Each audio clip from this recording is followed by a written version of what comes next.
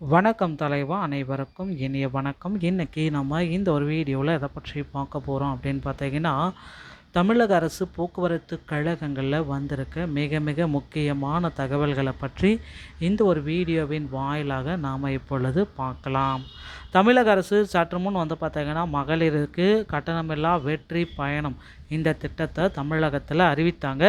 அறிவித்ததிலிருந்து பார்த்தீங்கன்னா, தனியார் பேருந்து ஓட்டுநர்கள் சங்கத்திலேருந்து நிறைய பேர் பார்த்தீங்கன்னா, இந்த அறிவிப்பை ரத்து செய்யுங்க, இதை நாங்கள் ஏற்றுக்கவே மாட்டோம், அப்படி அறிவிச்சிங்க அப்படின்னா நாங்கள் உடனடியாக பார்த்தீங்கன்னா ஸ்ட்ரைக் பண்ணுவோம், ஓட்டுநர்கள் நிறுத்தம், பேருந்துகளை ஓட்ட மாட்டோம் அப்படின்னு குறிப்பிடுறாங்க.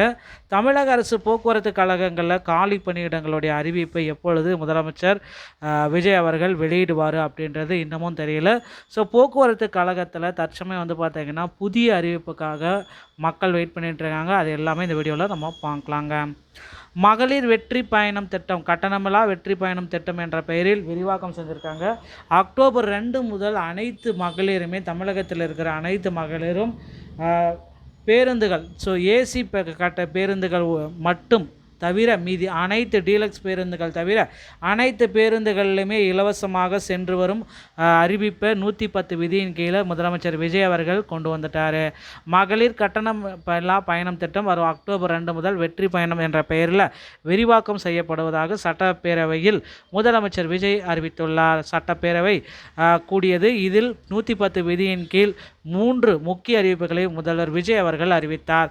குடும்ப தலைவிகள் பயன்பெறும் வகையில் அன்னபூர்ணி சூப்பர் 6 திட்டத்தின் முதற்கட்டமாக ஆண்டுக்கு 3 சிலிண்டர்கள் விலையின்றி பெற்றுக்கொள்ளலாம் என்றும், பரந்தூர் விமான திட்டம் கைவிடப்படும் என்றும் முதலமைச்சர் விஜய் அறிவித்தார்.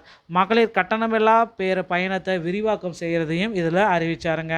ஸோ மகளிருக்கு இனி கட்டணமில்லாது ஒரு மாநிலத்தின் உண்மையான முன்னேற்றம் என்பது அதன் பொருளாதார வளர்ச்சியால் மட்டுமல்ல, பெண் கல்வி, வேலைவாய்ப்பு, மருத்துவம், வணிகம் மற்றும் சமூக வாழ்வின் அனைத்து தளங்களிலும் சுதந்திரமாகவும் பாதுகாப்பாகவும் பங்கேற்பும் வாய்ப்புகளாலும் அளவிடப்படுகிறது. மகளிரின் பயண சுதந்திரம் அவர்களுக்கு பொருளாதார சுதந்திரத்திற்கு, பிற குடும்பங்களின் முன்னேற்றத்திற்கு அடித்தளமாக இருக்கிறது. ஸோ இதற்காகவே பார்த்திங்கன்னா தற்பொழுது செயல்படுத்த வரும் மகளிர் கட்டணமில்லா பயண திட்டத்தில் மாநகர, நகர்ப்புற, சாதாரண மற்றும் மலைப்பகுதி பேருந்துகளில் 40 கிலோமீட்டர் வரை மட்டுமே பயணம் அனுமதிக்கப்பட்டு வந்தது. எக்ஸ்பிரஸ், எல்எஸ்எஸ், டீலக்ஸ் பேருந்துகள் புறநகர் பகுதிகளில் கட்டணமில்லா பயணம் அனுமதிக்கப்படவில்லை.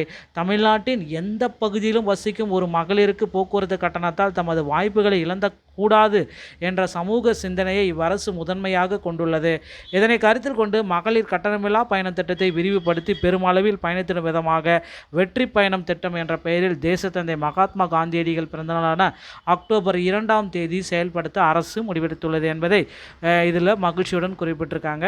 அதன்படி முதற்கட்டமாக மாநகரம், நகர பேருந்துகள் மட்டுமின்றி மாநகரம், நகராட்சி, நகர்ப்புறங்களில் இயங்கும் எக்ஸ்பிரஸ், எல்எஸ், டீலக்ஸ் அரசு பேருந்துகளில் மகளிர் கட்டணமில்லா பயணங்களை மேற்கொள்ளலாம். மேலும் கூடுதலாக மாவட்டங்களிடையே பயணம் மேற்கொள்ள ஏதுவாக புறநகர் மற்றும் மலைப்பகுதிகளில் சாதாரண கட்டண பேருந்துகளிலும் மகளிர் கட்டணமில்லாமல் பயணங்கள் மேற்கொள்ளலாம்.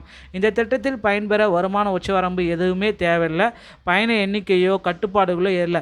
ஒரு நாளைக்கு எத்தனை டைம் வேணாலும் நீங்கள் போயிட்டு வந்துடலாம் அப்படின்றத குறிப்பிட்டு சொல்கிறாங்க. ஸோ இந்த வெற்றி பயணம் திட்டம் இதர சேவைகளும் படிப்படியாக விரிவாக்கம் செய்யப்படும்.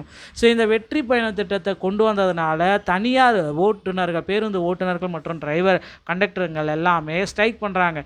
ஸோ எங்களுடைய வாழ்வாதாரம் பாதிக்கப்படுது அப்படின்றது அவங்க ஸ்ட்ரைக் பண்ணுறாங்க. ஏன்னா எந்த ஒரு உண்மையான ஓட்டுநரும் இதை செய்ய மாட்டாங்க. அதை ஓட்டுநர், அந்த பேருந்து உரிமையாளர்கள் மட்டும்தான் இதை செய்கிறாங்கன்றது எல்லாருக்குமே தெரியும். ஸோ உண்மையான ஓட்டுநராக இருந்தால், அவங்க பார்த்திங்கன்னா உண்மையான கண்டக்டராக இருந்தால் இந்த மாதிரி ஸ்ட்ரைக் யாருமே செய்ய மாட்டாங்க. மக்களுக்கு ஒரு நல்ல திட்டம் வருது அப்படின்னா அதை வரவேற்க மட்டும்தான் இருப்பாங்களே தவிர அதற்காக நாங்கள் ஸ்ட்ரைக் பண்ணுங்க, இந்த திட்டத்தை நிறுத்துங்க அப்படின்ட்டு எந்த ஒரு ஓட்டுநரும் டிரைவருமே சொல்ல மாட்டாங்க. ஸோ கண்டிப்பாக பார்த்திங்கன்னா அரசு இதற்கு உரிய நடவடிக்கை எடுக்குமா இல்லது மீண்டும் பார்த்திங்கன்னா மறுபரிசீலனை செய்யுமான்றதை நம்ம விரைவில் எதிர்பார்க்கலாங்க.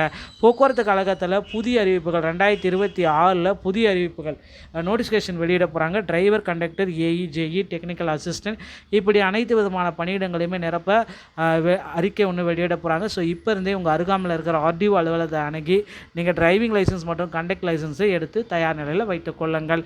இந்த ஒரு வீடியோ பதிவு இதை பற்றி தான் விளக்குகிறது. வீடியோ உங்களுக்கு பிடிச்சிருந்தால் நீங்கள் நம்முடைய சேனலோடு இணைந்திருங்கள். மீண்டும் ஒரு நல்ல தகவலோடு நான் உங்களை சந்திக்கிறேன். நன்றி, வணக்கம், தேங்க்யூ.